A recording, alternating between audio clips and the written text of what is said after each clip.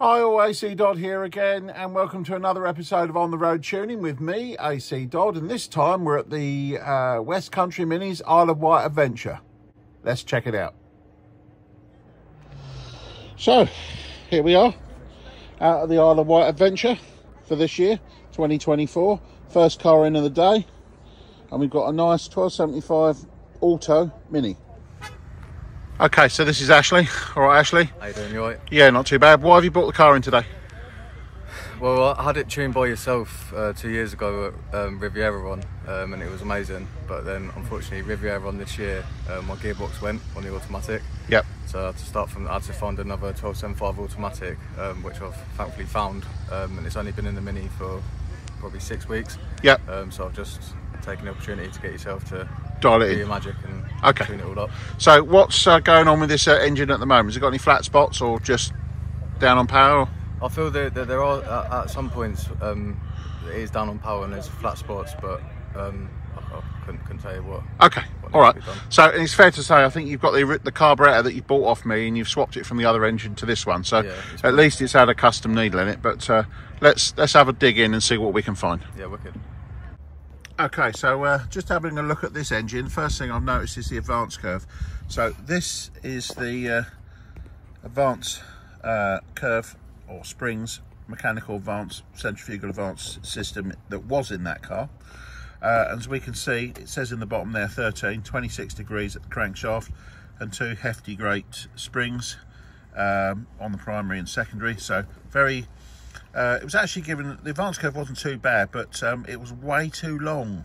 So this thing was delivering 39 degrees at the crank, which is way too much. So what I've done is changed all the internals over to a recurved bottom half that I sell.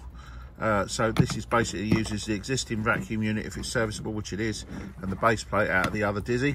Popped into this one, set the point gap up, but this has been recurved in the mechanism at the bottom to give a much more favourable advance for performance use. So let's get this dialed in and get the engine running. Okay, so Ashley's been out in his car, so we're going to talk to him in a second. But in terms of what we did to it in the end, it was just that advance curve. The actual carburetor was one I did for him previously at a different show, and that was actually fueling perfectly, so I didn't need to do any alterations. But now we've installed that advance curve and set the ignition up, let's come talk to Ashley. And he's been out for a drive, and what's it like? Yeah, it's brand new. Yeah, it's amazing. Excellent. So yeah, what's the transformation like? It just feels a lot cleaner and a lot more power. Okay. On the accelerator as well. More responsive? Yeah, 100%, yeah. Excellent, all right. As I always ask a lot of people, would you recommend this to anyone else? 100%, 100%. I think you can see the cheeky smile there, so you can see he's happy. Anyway, well, thanks for bringing it over. Go and enjoy the rest of the show. Wicked, thank you.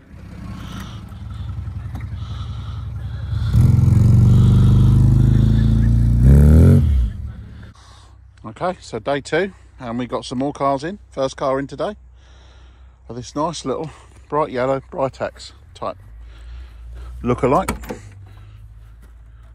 Lovely little car. Nice daily user. Under the bonnet,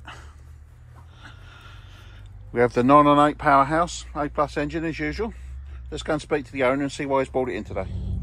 Okay, so this is Paul. He's the owner of this lovely Britax looking car. So why have you brought it in today, Paul? First of all, morning, nice to meet you. That's it. Basically, it doesn't quite run well enough. It got me here, but it could do with being a bit better. Quite a few flat spots. And as we found already, there's a slight misfire. Yes. So as Paul drove up, I heard that the car wasn't running on all cylinders, and it was the classic. Once you rev it, it was fine. So that's usually an air leak, and we've already identified we've got a leak on the manifold, which hopefully can be fixed with a bolt. But so what you're saying is a little bit lack of power, a few flat spots, the usual sort of ailments that people report. Yeah. Yeah. It runs well. Okay. It just could be better. Okay, so, well, let's dig in, see if we can sort it out for you. Thank you. Okay, so the cause of that air leak is quite simple. On these inlet manifolds, they're supplied with a plug, okay? And the plug is loose, like this one is, okay? And it's so that you can connect up your servo. The problem is, people fit these, and there's no servo. and they fit the manifold and leave that loose, which causes an air leak. So what we're going to do now is put some PTFE around that, put that back in, and then hopefully that will solve our air leak and we can get on with the tune. Right, so what have I done so far?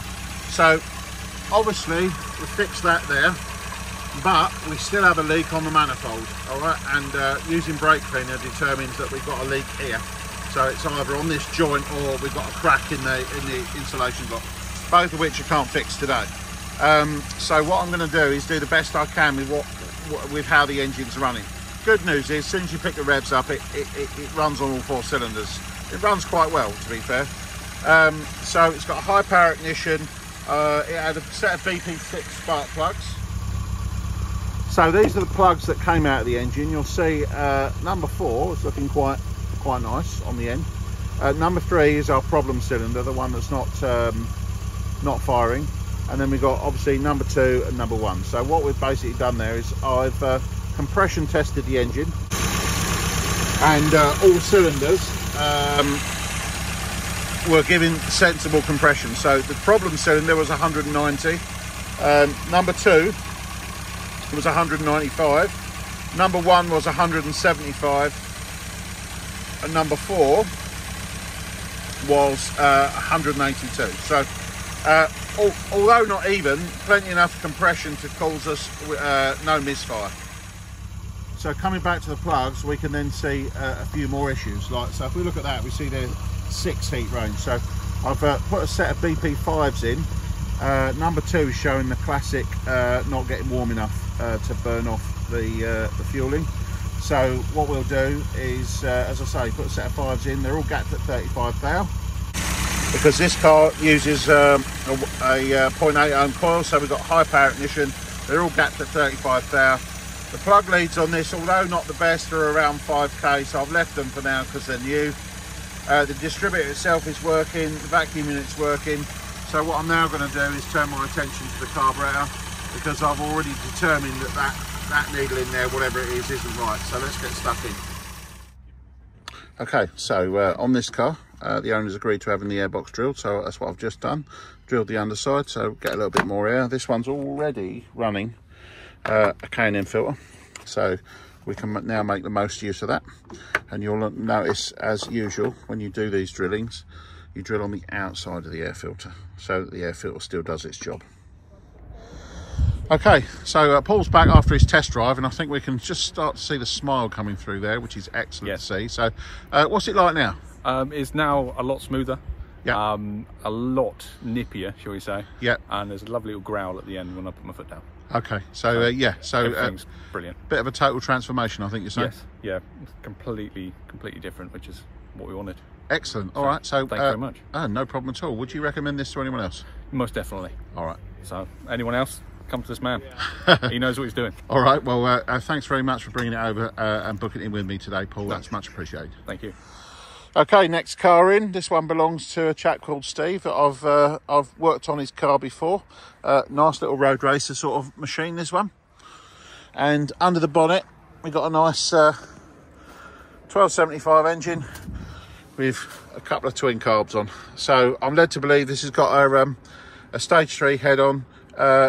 We think it's a standard camshaft, but it's got light and flywheel and obviously the twin carbs. So let's get stuck in and see why Steve's brought it to us today. All right, so this is Steve. He's the owner of this nice little road racer. So why have you brought it in today, Steve? Just to get it to run, you know, a bit cleaner, a bit meaner, and you know, just smoother, because it's dipping a bit when I put my foot down on it. Yeah. Okay, and it's fair to say you're a returning customer. So when did I last tune this one? About 2.5, 3 years ago, and I was very happy with what you've done before. So I thought, while you're here, I thought I'd kill 2 birds with 1 stone. Okay, all right. Well, let's not chat about it anymore. Let's get stuck in. Yeah, lovely. Okay, so first things first, I already know the system on this one. It's all got the right parts on it. So it's full power going to the coil. It's a 0.8 ohm coil, 65D dizzy. Plugs are out, and the reason for it is, so plugs are out, and the first thing we can tell about this is they're all nice and even, which is excellent. So that means that Certainly when I set it up last time, the twin carbs were obviously playing the right game, and they still are, which is excellent to see. The only thing we can see here is the electrodes are quite rounded off and things like that, so they've done a lot of work. So we'll put a new set of BP6 ES plugs in here, and then we'll carry on with the tune. Okay, so I've got the rocker box off because on this particular day I'm doing book sessions which are longer, so I've got more time. Customers pay more, but they get more work. So in this case, I'm doing the rockers on this one, and I just wanted to highlight this is a set of 1.5 rockers on this engine, and if we just look how much play we've got there, so these need work, but also how worn these are. So, you know, if you have these on your engine, yeah, those bushes are well worn. So if you have these on your engine, these don't last forever. So just we'll just ask the owner off camera, and you can hear him say it. How many miles have these done since they were new? About 12,000. About 12,000. So 12,000 miles, and the bushes are already worn out. So these components, when you fit them on, need to be lifed, so they don't last forever, and you've got to keep an eye on the actual wear. In this case, the rollers are all working, so I'm going to take the play up now by just adjusting them, but I've advised the owner that a new set of rockers are going to be needed fairly soon. Okay, so we've got this one running. I've checked the carbs. Where I've done it before, the needles are actually very good, so the owner's asked me to leave everything well alone because he's very happy with the performance where it is. So that's what I'm going to do. The needle profile has changed ever so slightly, but it's not. In the last 2.5 years, this one stayed pretty good. So just to sum up, we've got new plugs in, and I've adjusted the valve clearances. The carbs themselves seem to be pretty good. So what we'll do now is we'll let Steve go out in it and see what he thinks. Okay. Just pop back to me there for a second. Unfortunately, I didn't manage to get Steve's comment after he drove the car. Not because he didn't want to give a comment, it's because I was too incompetent and I forgot to do it. So I apologise there. But what I can say is Steve was very happy with the work we've done, and the car ran better after my looking over it and the valve clearances, etc. So anyway, enough of that. Let's move on. Okay, so this is the last car for me this weekend, and this is a nice little 998. Have a look at this one. Lovely road car, nice plush seats, excellent. Then under the bonnet, the usual powerhouse again of a 998. Okay, so I did first look at this car only a few weeks back when it was at Essex, but the owner had a water pump that was leaking, so we couldn't finish the tune. So what he's now done, he's got that changed, and he's come back to me at the Isle of Wight, so we can hopefully get this finished. Okay, we're getting stuck into this one, and as usual, I've removed the ignition system. So what we're doing is replacing that. So we're going to put a Power Spark Dizzy that's recurved by myself, put a high power Viper coil on, so 0.8 ohm. It's got some resistor plugs in, so we're going to change those for a set of new BP5ES gapped at 35 thou. We are going to use the original HT leads because they look pretty good. So oh, and the other thing we're going to do is it's still running the ballast, so we're going to run a bypass wire around from the fuse box to get rid of that, and then we can time it in. So yeah, we got there in the end with this one. So drilled airbox, interesting needle selection. So I had an AAU needle in it, which was so lean. It was about 1.43 at one point, so unbelievably lean. Anyway, changed it to an AAF. That was the opposite. So that just went hosingly rich, 0.7. So in the end, I actually go for an AAE and then do some lots of modification to the needle. So it took me a long time to get this one right, and very, very fine adjustments, but we got there in the end, and it's fueling very well. So just to recap, we've got the new ACDodd recurved Power Spark distributor. We've gone for the high energy coil, new BP5ES spark plugs, and then this engine's obviously already fit with the stage 1 kit, so we're going to send the owner out in it now, and hopefully he will be very happy. Okay, so that's it for this episode. I just want to add there, if there are any clubs out there that want me to come along to their events next year, now is the time to book. I am very, very busy. So if you want to secure me for a slot next year, for next season, even as far as ahead as next September, for example, I'm already busy for other events. So if you need to get me and you want me at an event, then please contact me in this month if you can, which is when this video was made, which is the beginning of October 2024. Then please use this time now to organise me for shows next year.